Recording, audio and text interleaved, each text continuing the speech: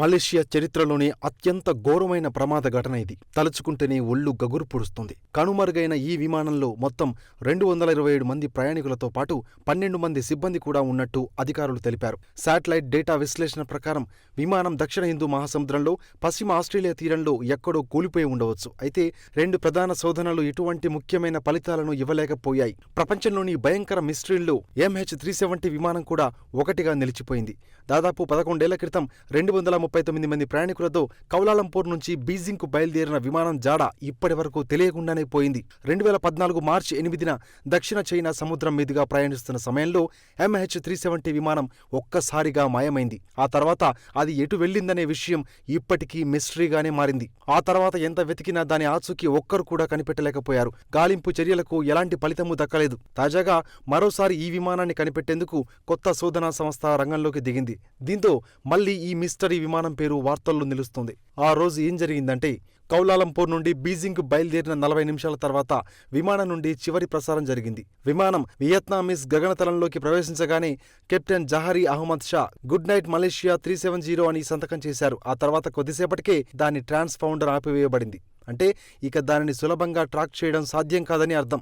ఆ విమానం తన ప్రయాణ మార్గాన్ని వదిలి ఉత్తర మలేషియా పెనాంగ్ ద్వీపం మీదుగా తిరిగి వెళ్లి ఆపై ఇండోనేషియాలోని సుమత్రా ద్వీపం వైపు అండమాన్ సముద్రంలోకి వెళ్లినట్లు సైనిక రాడార్ చూపించింది. ఆ తర్వాత అది దక్షిణం వైపు తిరిగింది. అక్కడి నుంచి అన్ని సంబంధాలు తెగిపోయాయి. నీటి అడుగున శోధనలు, ఇన్మార్సాట్ ఉపగ్రహం మరియు విమానం మధ్య ఆటోమేటిక్ కనెక్షన్ల డేటా ఆధారంగా మలేషియా, ఆస్ట్రేలియా, చైనా, దక్షిణ హిందూ మహాసముద్రంలో 1,20,000 చదరపు కిలోమీటర్ల ప్రాంతంలో నీటి అడుగున శోధనను ప్రారంభించాయి. దాదాపు $143 మిలియన్ ఖర్చు పెట్టిన ఈ అన్వేషణను 2 ఏళ్ల తర్వాత 2017 జనవరిలో నిలిపివేశారు. విమానం జాడలు ఏవీ కనుగొనబడలేదు.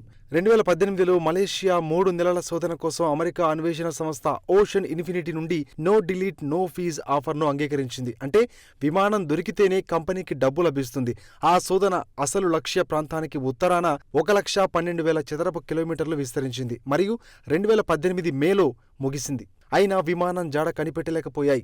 శిథిలాలు, ఆఫ్రికా తీరం వెంబడి మరియు హిందూ మహాసముద్రంలోని దీవులలో 30కి పైగా అనుమానిత విమాన శిథిలాలు సేకరించారు. అయితే 3 రెక్కల శకలాలు మాత్రమే MH370 నుంచి వచ్చాయని నిర్ధారించారు. విమానం ఉండే స్థానాన్ని కనిపెట్టేందుకు చాలా శిథిలాలను డ్రిఫ్ట్ నమూనా విశ్లేషణలో ఉపయోగించారు. దర్యాప్తు నివేదిక ఏమందంటే, జూలై 2018లో ప్రచురించబడిన MH370 అదృశ్యంపై 495 పేజీల నివేదిక బోయింగ్ 777 నియంత్రణలను ఉద్దేశపూర్వకంగా తారుమారు చేసి ఉండవచ్చు అనే అనుమానాలున్నాయి.